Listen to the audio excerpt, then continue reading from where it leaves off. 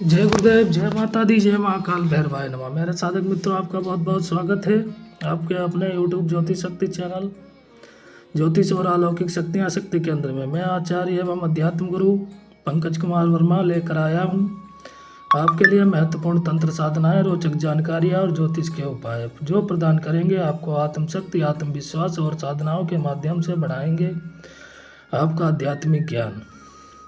चलिए फिर आपका समय ना खर्च करते हुए बताता हूँ आपको आज का विषय।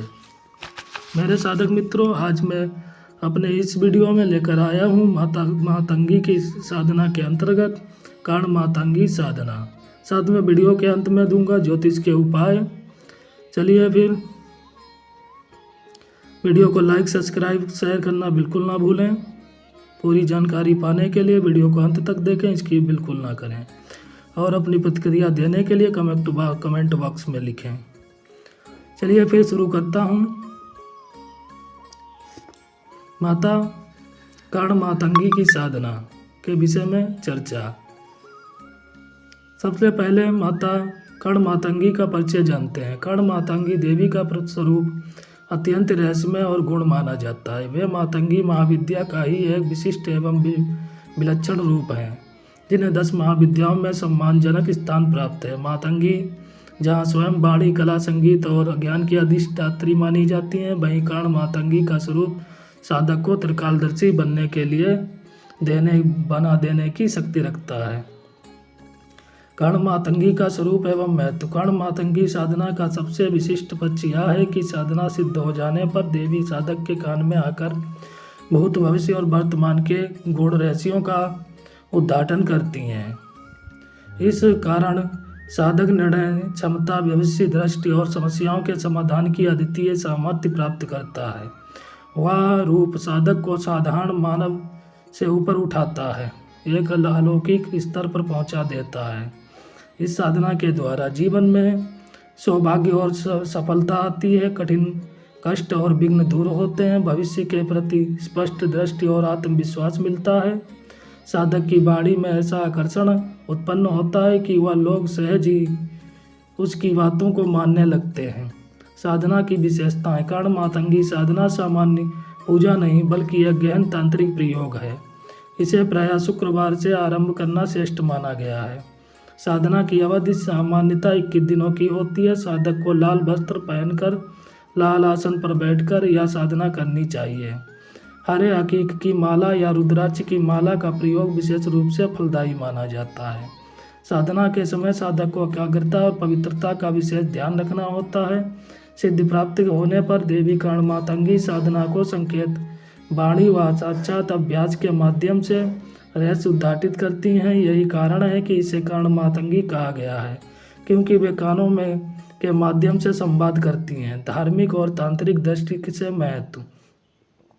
कर्ण मातंगी की साधना केवल भविष्यवाणी तथा सीमित नहीं है, बल्कि यह साधना की चेतना को उच्च आध्यात्मिक स्तर पर ले जाती है।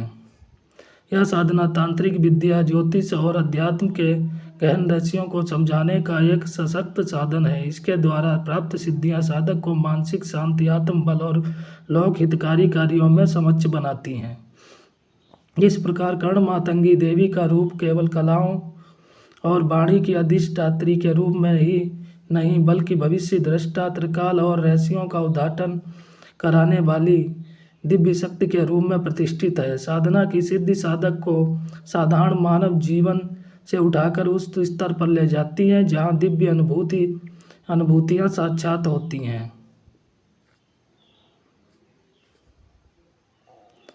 अब मैं आपको कर्ण मातंगी साधना पर आधारित एक रहस्यमय कथा सुनाता हूँ। प्रस्तावना। जंगल की निर्वता और तांत्रिक भूमि। गहरे वन के बीचों बीच, जहाँ सूरज की किरणें भी पेड़ों की घनी शाखाओं को से छीन कर मुश्किल से जमीन तक पहुँच पाती थीं, वहाँ एक प्राचीन शमशान था। उस शमशान की हवा में हर समय राख और जली हड्डियों की गंध तैरती रहती थी। रात को वहाँ यहाँ उल्लू की भयावह हूंट सुनाई देती और कुत्ते दूर दूर से हुंकार भरते। यह स्थान साधारण जनों के लिए भय का घर था, परंतु तांत्रिकों और साधकों के लिए यह तप और सिद्धि का अखाड़ा माना जाता था। कहा जाता है कि इसी शमशान में कभी एक सिद्ध योगी ने कर्ण मातंगी साधना सिद्ध की थी। तब से यह भूमि रहस्य में शक्ति से युक्त थी, परंतु जहाँ दिव्यता होती है वहीं अंधकार भी खिंचा आता है। सच्चा साधक वेदांत ग्राम के समीप रहने वाला वेदांत नाम का युवक अपने पवित्र जीवन और साधना भाव के लिए जाना जाता था। उसका हृदय निर्मल था और वह जन्म से ही अलौकिक चीज़ों में गहरी रुचि रखता था। बाल्यकाल से ही उसे स्वप्न में मातंगी देवी के दर्शन होते और वह सुनता कि वेदांत में तेरा पथ कठिन है पर सत्यमय है, तू यदि साहस रखेगा तो तुझे त्रिकालदर्शी बना दूंगी। वेदांत को लगा कि यह उसकी नियति है। वह अपने गुरु की आज्ञा से धीरे धीरे तांत्रिक और वैदिक साधनाओं में दक्ष हुआ, परंतु उसका लक्ष्य शक्ति का दुरुपयोग करना नहीं था, बल्कि लोगों की सहायता करना, भविष्य का मार्ग बताना और दुख से मुक्त करना था। दुष्ट तांत्रिक रुद्रनाथ। उसी प्रदेश में रुद्रनाथ नाम का एक तांत्रिक रहता था। वह अत्यंत क्रूर और ईर्ष्यालु था। उसका लक्ष्य केवल शक्ति सिद्धि पाकर दूसरों को भयभीत करना और राजाओं को और महाराजाओं से धन ऐंठना था। उसने अपने तांत्रिक प्रयोग किए थे, परंतु कर्ण मातंगी साधना उसके लिए अब तक एक अधूरी चाह बनी हुई थी। रुद्रनाथ को पता था कि यदि वह साधना सिद्ध हो गई तो वह भविष्य देखकर राजा महाराजाओं का पर नियंत्रण पा सकता है। उसने रहस्यों को जानकर उन्हें ब्लैकमेल कर सकता है, परंतु उसकी साधना बार बार विफल हो जाती थी। कारण था उसका हृदय अपवित्र और उद्देश्य दुष्ट था। संघर्ष की भूमिका। एक दिन रुद्रनाथ को ज्ञात हुआ कि वेदांत भी उसी शमशान भूमि में कर्ण मातंगी साधना प्रारंभ करने जा रहा है। उसे भीतर ही भीतर जलन हुई। उसने ठान लिया कि यदि यह साधक सफल हो गया तो मेरी सारी महिमा मिट्टी में मिल जाएगी। मैं उसे साधना में बाधित करूंगा और देवी को अपने बस में कर लूंगा। उधर वेदांत अपने गुरु की आज्ञा से उस साधना के लिए मन, वचन और कर्म से शुद्ध होकर तैयार हुआ। उसने व्रत रखा, अहिंसा और ब्रह्मचार्य का पालन किया और हृदय में केवल एक भाव रखा, देवी मुझे केवल सत्य और लोक कल्याण के लिए अपना शिष्य बनाना। साधना का प्रारंभिक दृश्य। शुक्रवार की अमावस्या की रात थी। आकाश में घोर अंधकार फैला हुआ था। चारों ओर कुत्तों की भौंक, उल्लुओं की आवाज़ और हवा की सरसराहट वातावरण को भयावह बना रही थी। शमशान भूमि के बीच एक स्थान पर वेदांत ने लाल वस्त्र पहनकर लाल आसन बिछाया। उसके सामने तांबे का पात्र, जल, धूप, दीप, लाल फूल और हरे हकीक की माला रखी थी। दीपक की लौ हवा में कांप रही थी। उसने प्रणाम कर परमात्मा को आत्मा को स्थिर किया और धीमे स्वर में कर्ण मातंगी का मंत्र जपना आरंभ किया। जैसे जैसे जब बढ़ता गया उसके चारों ओर आदित्य ऊर्जा का मंडल बनने लगा। साधक की वाणी मधुर परंतु दृढ़ थी।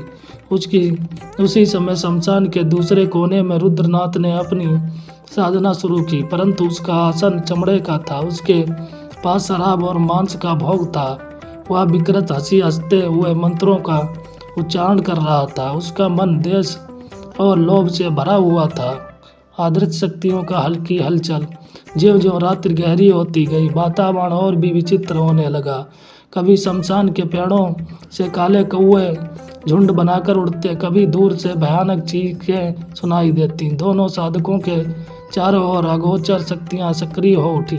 वेदांत के चारों ओर एक शांति और दिव्यता फैलने लगी, मानो कोई अदृश्य माँ अपने पुत्र पर स्नेह बरसा रही हो। वहीं रुद्रनाथ के चारों ओर अंधकार और भयावह छायाएं घूम रही थीं। वे फुसफुसा रही थीं, तू कभी सिद्ध नहीं हो पाएगा। पर रुद्रनाथ ने दांत भींच कर मंत्र जप तेज कर दिया, जबकि वेदांत और गहरी तल्लीनता में डूब गया। टकराव की आहट। रात का दूसरा पहर समाप्त हो रहा था। वह अब दोनों साधक अपने अपने अंतिम मंत्र चक्र की ओर बढ़ रहे थे। यहीं से निर्णायक क्षण आने वाला था। कर्ण मातंगी साधना में कहा जाता है कि साधक को सिद्धि तभी मिलती है जब उसका हृदय पूर्ण निष्ठावान और निष्कलुष हो। वही वह कसौटी थी जिस पर अब दोनों की परीक्षा होने वाली थी। और तभी हवा अचानक थम गई। दीपक की लौ एकदम स्थिर हो गई। चारों ओर एक अजीब सी नीरवता छा गई। ऐसा लगा मानो संपूर्ण प्रकृति सांस रोक कर किसी दिव्य प्रकट होने की प्रतीक्षा कर रही हो। नीरवता में गूंजती ध्वनि। शमशान में फैली हुई भयानक नीरवता अचानक एक विचित्र ध्वनि में बदल गई, मानो किसी ने आकाश से एक आदर्शी शंख फूंका हो। हवा फिर से तेज हुई, पर एक बार उसमें राख, जली लकड़ियों और कुछ अनजानी गंधों का संगम था। वेदांत ध्यानस्थ बैठा था। उसके कानों में मधुर वाणी की झंकार सुनाई देने लगी। बस तू डगमगाना मत, सत्य पर स्थिर रह, तेरी साधना पूर्ण होने को है। परंतु रुद्रनाथ के कानों में कराती डरावनी फुसफुसाहट गूंजी, तू हमारा है, हमें रक्त दे, शक्ति ले ले। उसका शरीर कांप उठा, पर उसकी लालसा और हठ ने उसे मंत्र जाप जारी रखने का पर विवश कर दिया। कर्ण मातंगी का प्रथम प्रकट स्वरूप। आधी रात का तीसरा पहर बीतते ही वेदांत के सामने दीपक की लौ अचानक अधिक उज्जवल हो गई। लौ से एक प्रकाश किरण निकलकर मानवीय आकृति में बदलने लगी। धीरे धीरे वह आकृति एक देवी के स्वरूप में प्रकट हुई। नीलवर्णी लाल वस्त्र धारणी, कानों में चमकते आभूषण और नेत्रों में अथाह करुणा। वेदांत की आंखों से आंसू बह निकले। वह तुरंत भूमि पर दंडवत हो गया।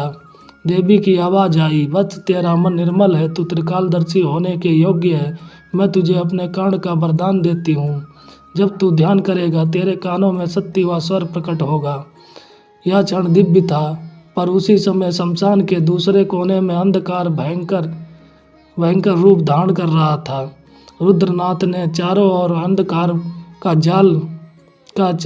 जाल रुद्रनाथ ने भी मंत्र जाप पूरा कर लिया था। उसे लगा देवी प्रकट होगी, परंतु उसके सामने जो प्रकट हुआ वह ना कर्ण मातंगी थी, ना कोई दिव्य स्वरूप, बल्कि काले धुएं का एक भयंकर तूफान उठा और उसमें से विकृत चेहरे वाली प्रेत आत्माएं प्रकट हुईं।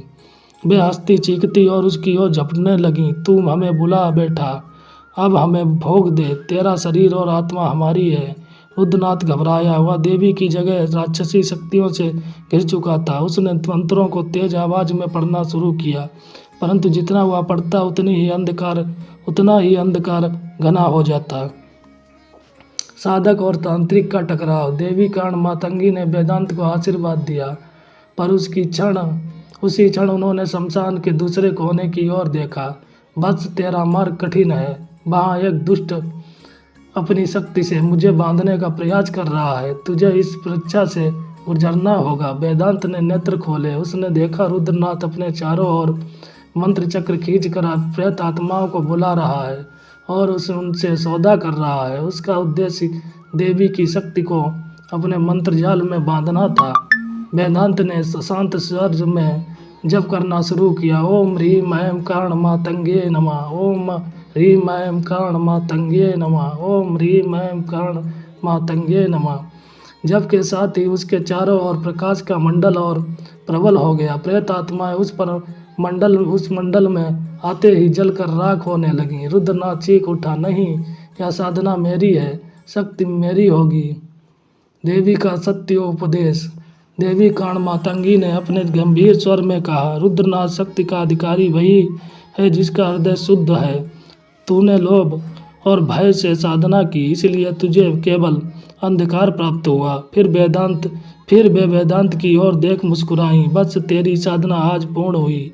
अब तू मेरे स्वर को सदैव अपने कानों में पाएगा। यह वरदान लोक कल्याण हेतु है, दुरुपयोग के लिए नहीं।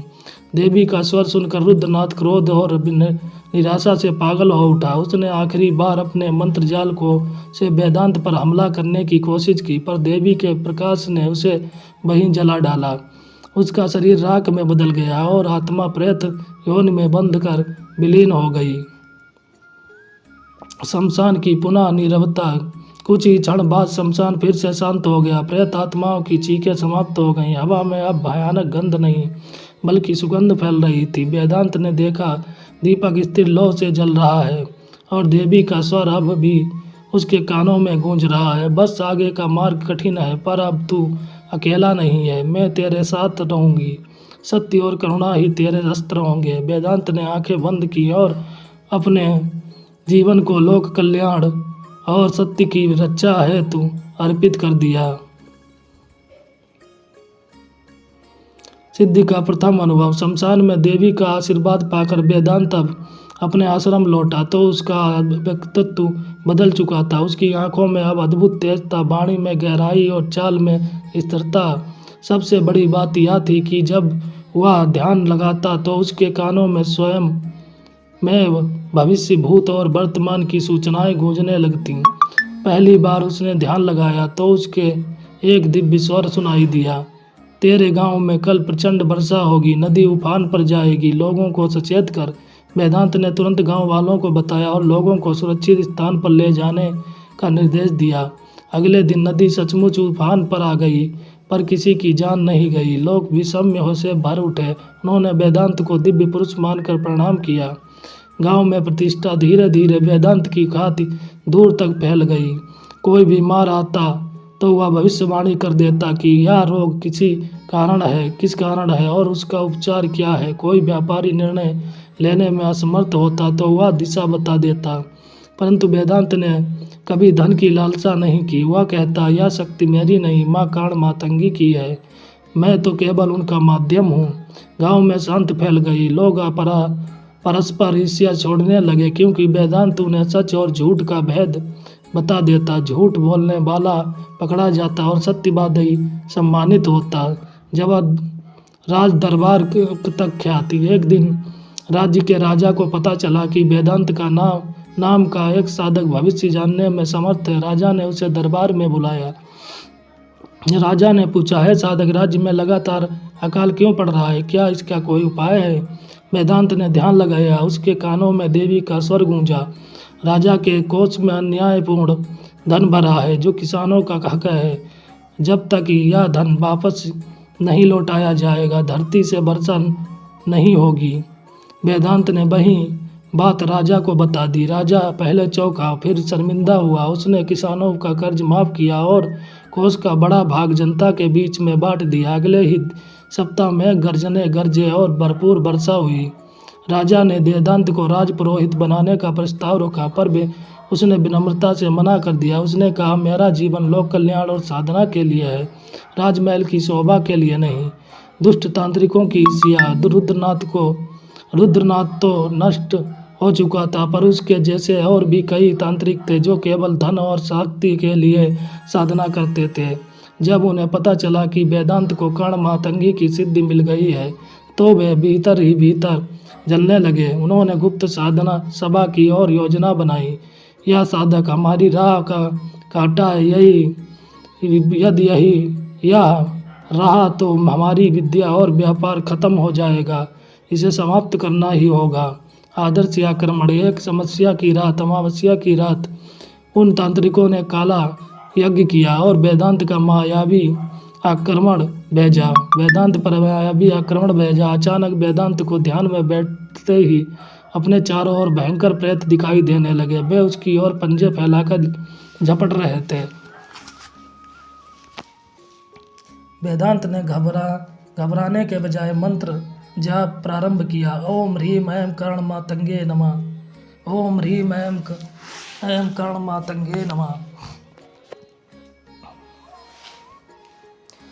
देवी का स्वर तुरंत उसके कानों में गूंजा, बस ये तुझ पर नहीं, सत्य पर आक्रमण कर रहे हैं, भय मत कर, केवल प्रकाश का ध्यान कर। वेदांत ने आंखें बंद कर देवी के स्वरूप का ध्यान किया। अचानक उसके कान चारों ओर दिव्य तेज का गोला बन गया। प्रेत आत्माएं उस गोले में टकरा कर राख हो गई। तांत्रिकों की साधना असफल हो गई और वे रोगग्रस्त होकर गिर पड़े। देवी का दूसरा वरदान। वेदांत ने फिर ध्यान लगाया और देवी के से प्रार्थना की, माँ ये दुष्ट बार बार अंधकार फैलाते हैं, मैं अकेला कितना अचड़ करूँ, मुझे और सामर्थ्य दीजिए।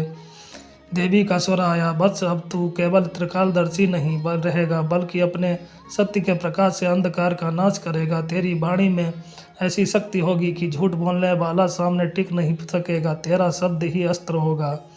उस दिन से वेदांत के शब्द और प्रभावशाली हो गए। वह जब भी किसी सभा में बोलता तो सत्य उसके हृदय में उतर जाता। साधक की महिमा, राज्य में एक न्याय और धर्म का शासन स्थापित हो गया। लोग कहते, यदि वेदांत न होता तो आज भी हम अंधकार में जी रहे होते, परंतु वेदांत सदा विनम्र रहता। हुआ कहता, यह सब कुछ माँ कर्ण मातंगी की कृपा है, मैं तो केवल उनका सेवक हूँ। अंधकार की आखिरी चाल वेदांत की ख्याति अब केवल गांव और राज्य तक सीमित नहीं रही थी। दूर दूर के लोग उसके पास साधक समाधान पाने आते। सत्य की स्थापना से तांत्रिक जगत के दुष्ट समूह की शक्ति धीरे धीरे क्षीण होने लगी, परंतु जहाँ प्रकाश बढ़ता है वहाँ अंधकार आखिरी बार अपना पूरा बल लगाता है। रुद्रनाथ के साथी बचे हुए कुछ तांत्रिकों ने संकल्प लिया, यदि वेदांत जीवित रहा तो हमारी विद्या नष्ट हो जाएगी। इस बार हमें उसे समाप्त करना ही होगा। उन्होंने उससे सबसे भयंकर तांत्रिक प्रयोग की तैयारी की, महामत्तु प्रेत साधना। इस प्रयोग में प्रेत आत्माओं को साधक पर छोड़ा जाता है ताकि उसका प्राण बलपूर्वक खींच लिया जाए। भयावह रात, एक घोर अमावस्या को वे सब शमशान में इकट्ठा हुए। चिता की आग सुलग रही थी। गांव हवा में कुत्तों की कराह और उल्लुओं की ऊँट भयावह वातावरण बना रहे थे। तांत्रिकों ने काले वस्त्र पहनकर रक्त से मंडल बनाया और प्रेत मंत्रों का जप शुरू कर दिया। ज्यों ज्यों मंत्र उच्चार बढ़ा, शमशान का आकाश काला होता गया, मानो चारों ओर मृत्यु का साम्राज्य उतर गया हो। उसी समय वेदांत ध्यान में बैठा था।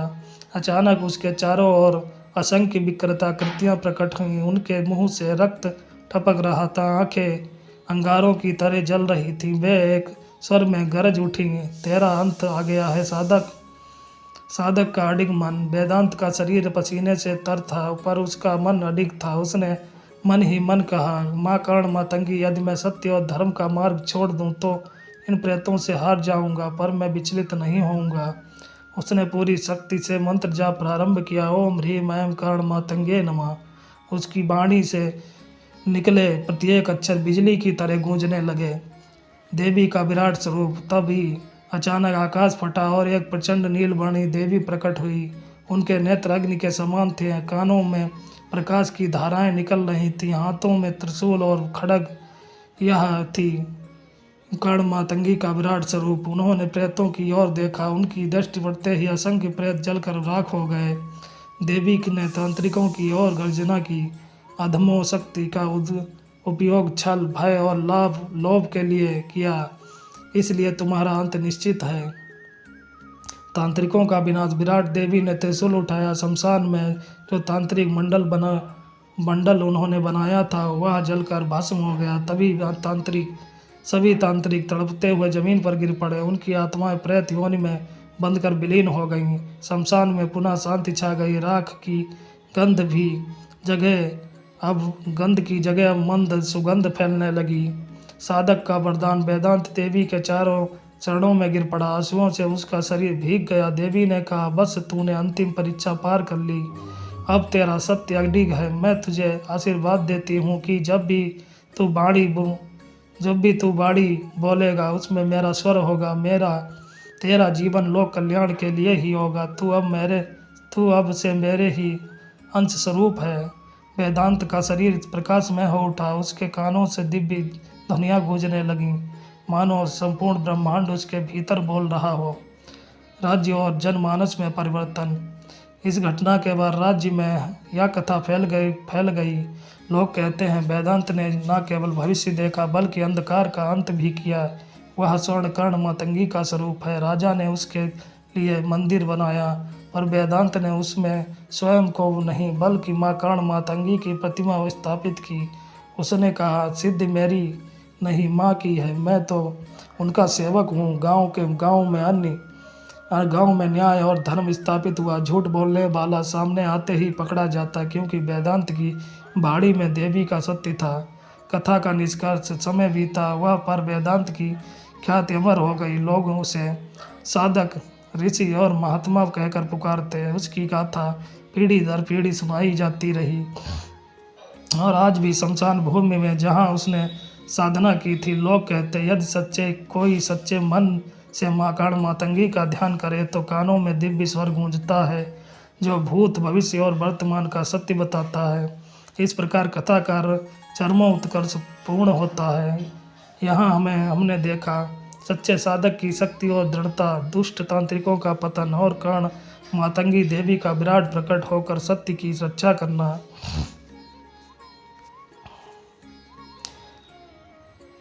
अब मैं आपको कर्ण मातंगी संपूर्ण वैदिक साधना विधि देता हूँ। साधना का आरंभ, कर्ण मातंगी साधना का प्रारंभ शुक्रवार के दिन करना श्रेष्ठ माना गया है।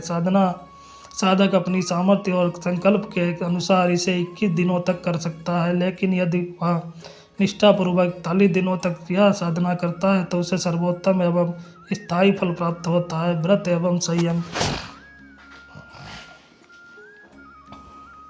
साधना काल में साधक को कुछ नियमों का पालन करना अनिवार्य है।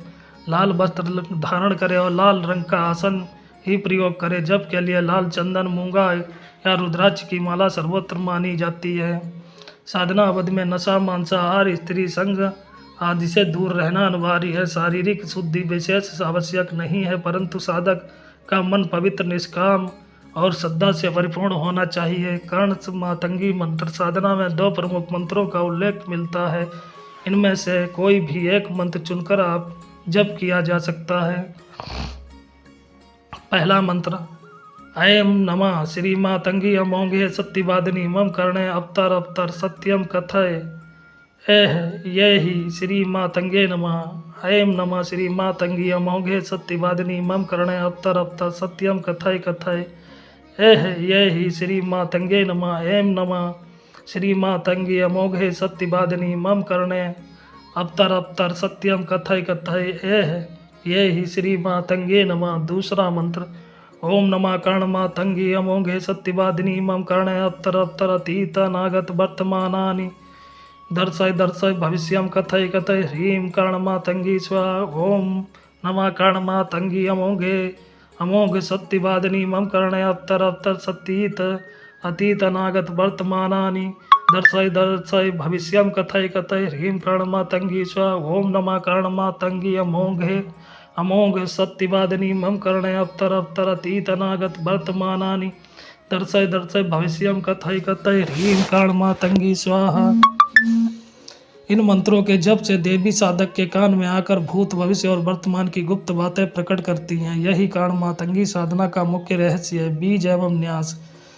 साधना प्रारंभ करने से पूर्व ऐं बीज से षडंग न्यास करें। इससे साधक का शरीर, मन और चेतना शुद्ध होकर देवी के अनुकूल हो जाता है। जप का पुरुषचरण सिद्धि प्राप्त करने हेतु साधक को कम से कम 8000 जप करने आवश्यक है। यदि किसी साधक की कुंडली में ग्रह स्थिति प्रतिकूल हो तो वह जप संख्या को और भी बढ़ा सकता है। साधना आरंभ करने से पहले गुरु मंत्र की एक माला का जप अनिवार्य है, ताकि गुरु की शक्ति साधक का मार्ग प्रशस्त करे। प्रसाद एवं आहुतियाँ। इस साधना में हवन आवश्यक नहीं है, परंतु यदि साधक इसकी इच्छा हो तो खीर, मछली या मांस का नैवेद्य अर्पित कर सकता है। यह प्रसाद माता को बल देता है और साधक के संकल्प को दृढ़ करता है। साधना के अंत में साधक प्रसाद का वितरण कर आशीर्वाद प्राप्त करता है। साधना के विशेष नियम। साधक को साधना काल में मानसिक रूप से पूर्ण, निष्काम और निर्मल रहना चाहिए। भक्ति और श्रद्धा जितनी गहन होगी उतनी शीघ्र साधना फलदायी होगी। यदि यह साधना किसी सिद्ध गुरु के मार्गदर्शन में की जाए तो सफलता सुनिश्चित और शीघ्र मिलती है।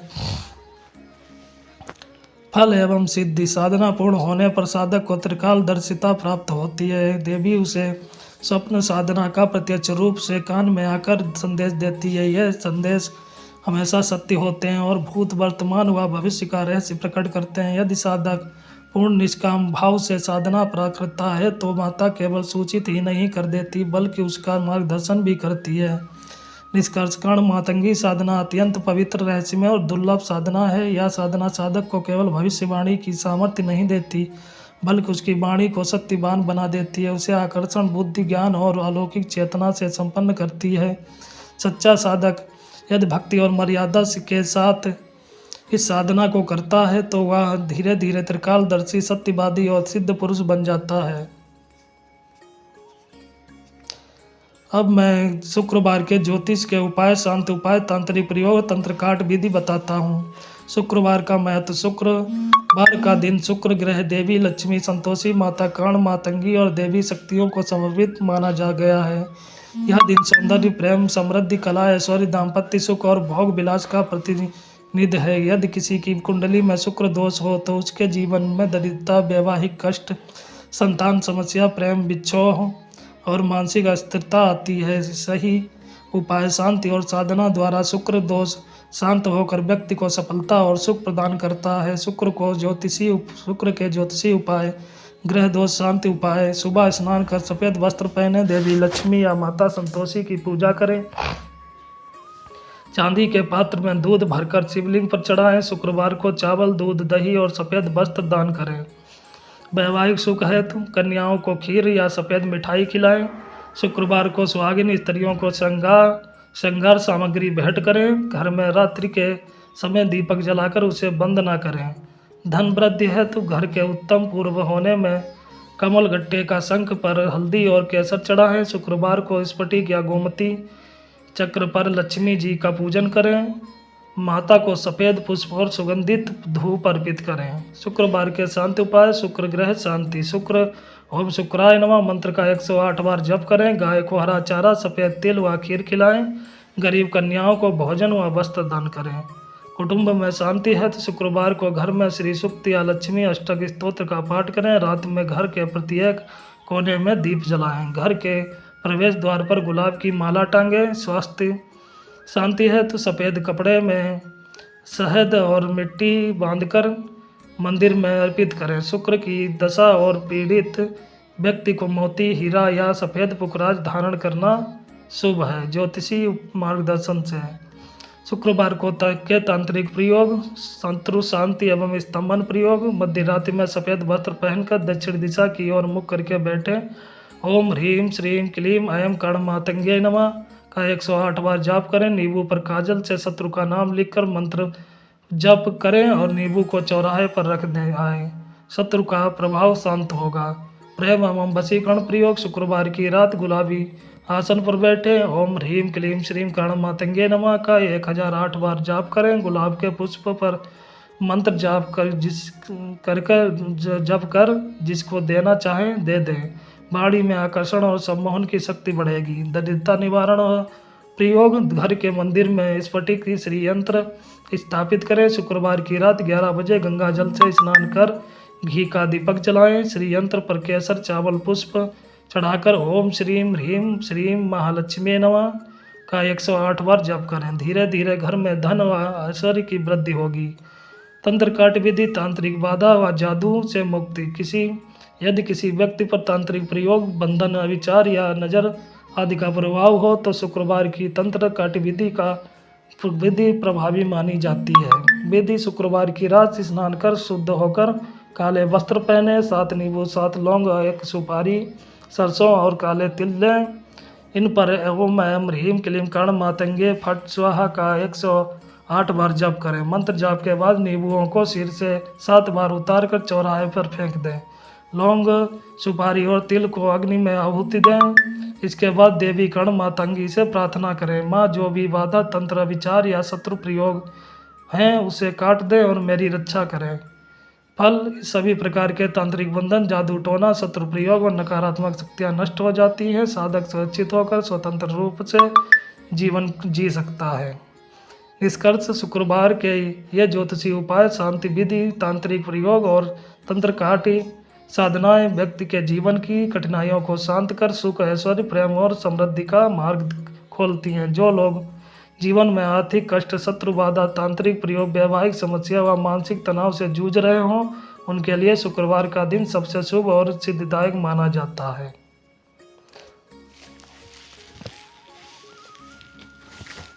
ये थी आज की साधना और ज्योतिष के उपाय। अब मैं अपनी वाणी को विराम देता हूँ तथा वीडियो को समाप्त करता हूँ। इसी तरह साधना और रोचक जानकारी पाने के लिए चैनल को लाइक शेयर सब्सक्राइब करना बिल्कुल ना भूलें। अपनी प्रतिक्रिया देने के लिए कमेंट बॉक्स में लिखें। नई नई कथाएं सुनने साधना पाने के लिए बेल आइकन पर प्रेस करें, जिससे आने वाले नए वीडियो की जानकारी और अपडेट आपको सबसे पहले मिले। इसी के साथ जय गुरुदेव, जय माता दी, जय माता।